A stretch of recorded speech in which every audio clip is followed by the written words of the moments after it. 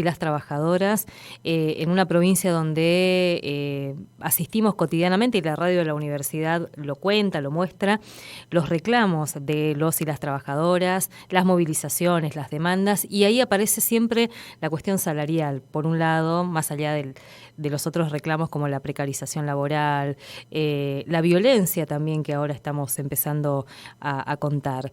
Pero bueno, para hablar de salario, de cómo se ha ido comportando el salario y algunos otros aportes, agradecemos la posibilidad de charlar un ratito a Luis Campos, que es coordinador del Observatorio de Derecho Social de la CTA Autónoma y está en línea. Luis, muy buenas tardes, ¿cómo estás? Alicia Rivas te saluda.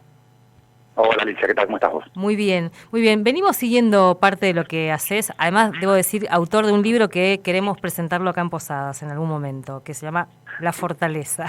Que después, por favor, un placer enorme. Bueno, ahí entre paréntesis después lo charlamos y nos contás un poco del libro también. Luis, pero veníamos un poco siguiendo el trabajo que vos hacés acerca de las paritarias y cómo venimos corriendo detrás de la inflación en esta carrera que me parece que siempre vamos perdiendo, los y las trabajadoras. ¿Qué estás viendo ahí? Sí, paradójicamente, déjame arrancar poniéndome un poco el saco del diablo, el traje del diablo. Dale. Porque en realidad, si uno mira los datos salariales de lo que va del año, y podríamos decir de toda la gestión de Alberto Fernández al frente de la presidencia de la Nación, el salario no perdió contra la inflación. ¿Ah, no? ¿Nos Ahora, parece? ¿Qué quiere? ¿Por qué nos parece? Y acá sí empezamos por ahí a hilar un poco más fino. Cuando decimos que no perdió contra la inflación, estamos hablando de promedios. Ajá. Y estamos hablando eso quiere decir que hay algunos trabajadores y trabajadoras que tal vez hayan quedado un poco por encima de la inflación en estos últimos 3 años y medio, y otros que quedaron por debajo. Pero esto además se suma a que el salario en promedio había caído más de 20 puntos, que es muchísimo, es una caída de entre un 20 y un 25% en los últimos 2 años de la gestión de Cambiemos, 2018 y 2019 fundamentalmente. Entonces, al iniciar la actual gestión, ya el salario real estaba en niveles muy bajos, niveles similares a los del 2006, es decir, hay que irse casi 15 años, más de 15 años para atrás, para encontrar un salario real más bajo que el que tomó el gobierno nacional a fines del 2019. Es decir, en los últimos 3 años y medio el salario no cayó, pero tampoco recuperó nada. Es decir, se estabilizó en niveles históricamente muy bajos. Esto genera un problema serio, que es que uno, cuando vos, si por alguna razón, a vos, a un oyente, a una familia, se le reduce su ingreso, uno al principio hace ajustes para tratar de sobrellevar la situación, con la expectativa de que eso es transitorio y de que se va a resolver en el corto y mediano plazo. Entonces, primero ajustaste y dejaste de salir un día, tal vez tenías, te gustaba ir a comer afuera, ir al cine, comprarte alguna ropa en particular, irte de vacaciones, empezás a hacer ajustes en las cosas que tenés a mano y que son, si querés, no de primera necesidad, con la idea de que eso se va a revertir en algún momento más o menos cercano. Cuando esto se empieza a prolongar en el tiempo, ya esos ajustes transitorios empiezan a no alcanzar. Y además empieza a generarse otro problema, que es que le rogás a la heladera para que no se rompa. Porque ya no tenés margen, como hiciste todos esos ajustes, ya no tenés margen para hacer frente a otros gastos que sí son de primera necesidad, que no suelen pasar todos los meses, pero que en algún momento pasan. En algún momento hay que cambiar la heladera, si tenés un auto en algún momento tenés que cambiarle las cubiertas, hay gastos, si vivís en una casa en algún momento tenés que hacer un arreglo, y esos gastos con salarios muy deprimidos, por más que no estén cayendo, empiezan a ser muy importantes. Y en un momento además, te empezás a endeudar. Bueno, y además te empezás a endeudar. Lo que pasa es que eso, de vuelta, son todas soluciones de muy corto plazo, que cuando la situación de depresión salarial que vivimos ya desde hace 4 años y contando, se prolonga, ya esas estrategias de corto plazo no te alcanzan. Vos decís, bueno, se me cayó el ingreso, me endeudé, y voy tirando, bueno, pero en algún momento hay que devolver esa deuda. Sí. Y ya no podés seguir endeudándote. Entonces, a ver, eso es un fenómeno que es muy real, y por eso es que la sensación, por más que la estadística diga que el salario real le va empatando a la inflación, efectivamente la percepción que uno tiene es que cada vez tiene que hacer más ajustes, porque lo que vino haciendo fue postergando esos ajustes, tratando de acomodarse a la nueva situación. Pero además se genera otro problema, que es muy grave, que es que este correr parejo de salarios y precios se da en un contexto donde la inflación y los salarios, y los precios de los salarios, vienen aumentando cada vez más rápido, vienen aumentando cada vez a mayor velocidad. Entonces, para poder alcanzar a la inflación, cada vez los aumentos salariales tienen que ser más elevados. Y esto provoca que sea muy difícil saber cuánto vamos a cobrar el mes que viene. Incluso, en mi caso, yo me dedico a seguir convenios colectivos de trabajo, paritarios y demás, y no podría decirte cuánto voy a cobrar el mes que viene. Tendría que ir al convenio de mi actividad a ver si tiene algún aumento previsto, no tiene algún aumento previsto, hacer el cálculo. Entonces, ya hay una desnaturalización del salario, y lo peor de todo es, no tengo ninguna certeza sobre lo que voy a poder hacer con lo que cobre el mes que viene. O sea, somos un hámster que está en la ruedita corriendo cada vez más rápido para, en el mejor de los casos, quedarse en el mismo lugar. Y si no pudiste quedarte en el mismo lugar porque te caíste, porque te rompiste una pata, ahí te quedás muy lejos. Y es lo que le pasa a aquellos trabajadores y trabajadoras que no tienen el acceso a herramientas como las paritarias, entonces tienen que ir a discutir mano a mano con su empleador los salarios, o que dependen de un trabajo por cuenta propia, y que son los más afectados. Cuando hablas de eso, estás hablando de un escenario de trabajadores que se viven en nuestra provincia, por ejemplo, donde no tenemos paritarias. Los estatales provinciales no tienen paritarias, entonces tienen que ir a negociar por sectores. Por ejemplo, hoy justo nos contaban, un ministerio, ecología, por ejemplo, tienen una mesa, una rama de ecología, otra rama, los guardaparques, los guardafaunas, y decía, somos 7 a veces sentados ahí con el patrón negociando en condiciones absolutamente irregulares, ¿no? Y asimétricas. Pero además, en un contexto donde no hay pauta. No hay pauta. En otro momento, uno más o menos tenía una pauta de dónde agarrarse. Había un número que es más, un punto más, un punto menos, pero había un número de dónde agarrarse. En un contexto donde la inflación se está moviendo a los niveles que se está moviendo, y con acuerdos paritarios que en muchos casos se renovan cada 3, 4 meses, esto genera una situación donde hay muchos sindicatos que están todo el tiempo negociando.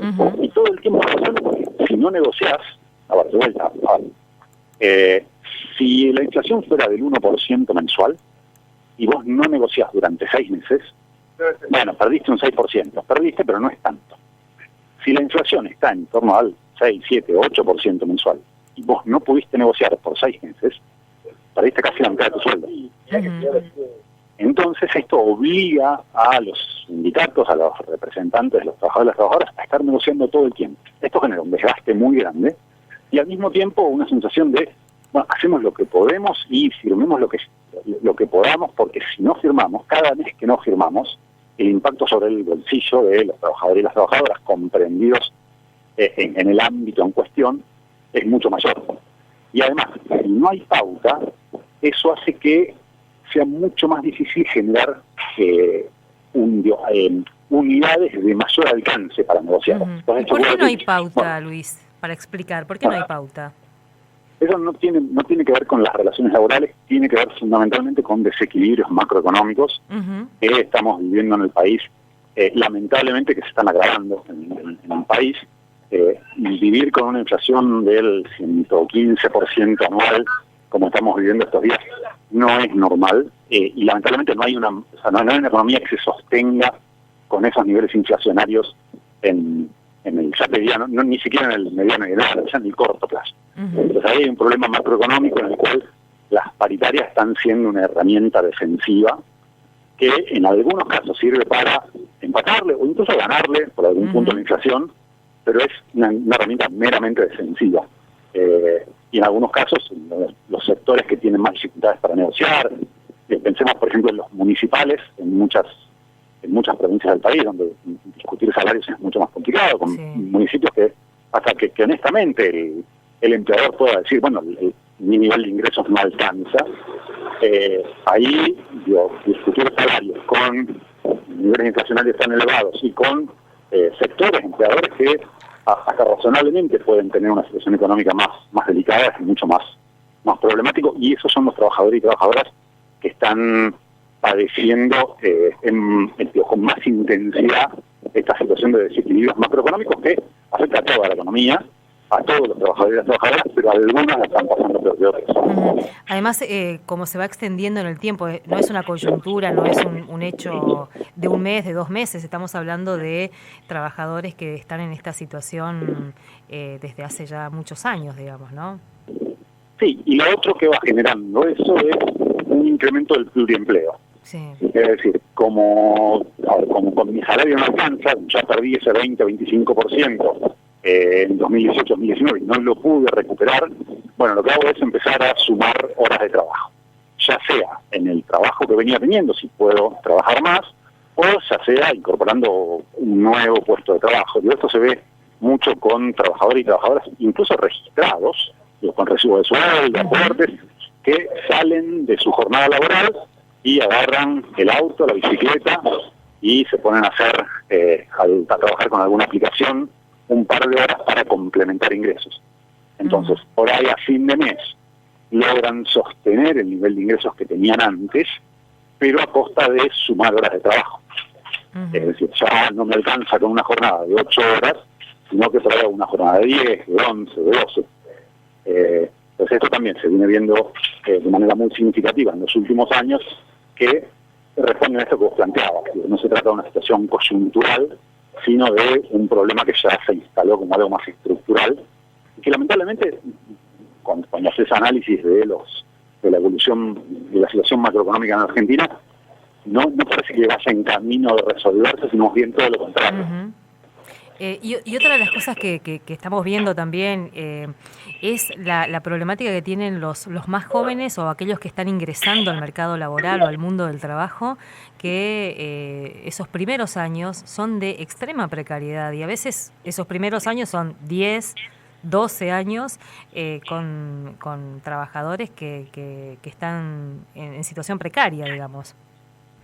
Esto tiene que ver con distintos fenómenos. A ver, si vamos a una Argentina que es anterior a 1975, veíamos un mercado de fuerza de trabajo que tendía al pleno empleo, un mercado de trabajo formal, los jóvenes entraban a ese mercado de fuerza de trabajo en general en puestos de trabajo formales, pero ese mercado de fuerza de trabajo se fue modificando con los años, y ya desde hace un buen tiempo, un par de décadas, tenemos un mercado de fuerza de trabajo donde coexisten distintos tipos de inserción en el mercado laboral. Algunos con niveles de protección por la formalización, por la cobertura de convenios colectivos de trabajo, y otros que son mucho más precarios, fundamentalmente asalariados, asalariadas, no registrados, y trabajadores y trabajadoras por cuenta propia. Y ahí el problema con la juventud tiene que ver con que cuando tienen que entran al puesto de trabajo que hay, no al que quisiera. Y lo cierto es que, si uno empezó a trabajar a los 18, 19 y le tocó bollar una buena cantidad de años por puestos de trabajo precarios, con muy pocos derechos, una vez que encontró un puesto de trabajo que cubre más o menos sus necesidades en términos de ingresos, en términos de protección laboral, se queda ahí, lo va a cuidar, se agarra lo más fuerte que pueda. Sí. Y eso hace que en esos puestos de trabajo haya mucha menos rotación que en los puestos de trabajo precarios. Con lo cual hay cierta lógica de que sean los jóvenes los que se enfrentan a mayores niveles de precariedad, porque lo que les queda a mano son los peores puestos de trabajo, hasta que puedan conseguir uno al cual esa captura de agarrarse fuertes a ese puesto de trabajo, porque cuando miras las estadísticas generales, estamos hablando del 50% de la fuerza laboral que está en condiciones de precariedad laboral, ya sea por estar en situación por ser asalariado no registrado, ya sea por ser un trabajador o una trabajadora por cuenta propia. Luis, seguramente vamos a volver a charlar y en otro momento a charlar del libro de la fortaleza. Te agradecemos muchísimo este tiempo aquí en la radio de la universidad y la posibilidad también un poco de reflexionar sobre los datos que ustedes vienen mirando y que vienen sistematizando en este mundo tan complejo del trabajo. Así que mil gracias. Dale, un placer estar con usted aquí. Un abrazo, hasta luego. Creo que estaba en el subte, me parece, ¿no? Así que Luis Campos, él